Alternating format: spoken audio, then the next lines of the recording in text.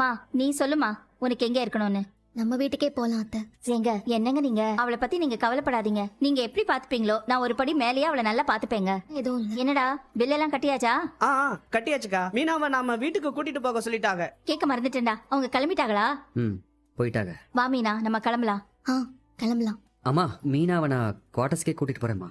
இத பாரு, அவ நம்ம வீட்டுக்கு வரதா சரி. உனக்கு விருப்பம் இருந்தா நீயும் கூட வா, இல்லனா நீ மட்டும் குவார்டர்ஸ்ல போய் இருடா. அம்மா நான் சொல்றது கேளுமா. கொன்றுவன் பாத்துக்கோ. வா.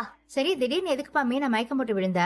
சரியா சாப்பிடவே இல்லையா ஆத்தா, அதான் உடம்பு ரொம்ப வீக்கா இருந்திருக்கு. இப்ப சரியாயிடுச்சா? இப்ப மீனா நல்லாதான் இருக்கு. குமாருக்கா யார் வீட்லயுமே பொண்ணு எல்லாம் கேட்க வேண்டாம். குமாருக்கு பொண்ணு நானே பாத்துட்டேன். வீணா வீடா இல்ல குழலி வாக்கப்பட்டு போனாலே அந்த வீடா? இல்ல ரெண்டுமே இல்ல. அந்த சரவண கல்யாணம் பண்ணியிருந்தாலும் ஒரு பொண்ணு. ஆமா, தங்கமயிலு. அந்த பொண்ணோட தங்கச்சி முத்து சொல்றது தான் குமாருக்கு பாத்துட்டு வந்திருக்கேன். குடும்பம் இல்லைன்னு சொல்லிட்டு பல வருஷத்துக்கு முன்னாடி அத்து விட்டாச்சு. அவ சொந்தம் நம்மளுக்கு எப்படி அத்த சொந்தமாவும்? ஏண்டா அத்து விட்டாலும் ரத்த சொந்தம் இல்லாம போயிடுமா? பின்னாடியே போய் கெஞ்சிட்டு இருக்க சொல்றீங்களா அப்பதா? என்னால இதுக்கு மேலேயும் பொறுமையா இருக்க முடியாது. ஊருக்குள்ள என்னால அசிங்கப்பட்டு இருக்க முடியாது. இங்க பாருங்கப்பா, எனக்கு இந்த கல்யாணத்துல முழு சம்மதம்ப்பா. நீங்க பேசுங்க, கல்யாணத்தை முடிவு பண்ணுங்க. அவன் வாழ்க்கை நாசமா போயிடுமாமா. அவனை நிம்மதியாவே இருக்க விட மாட்டாங்க.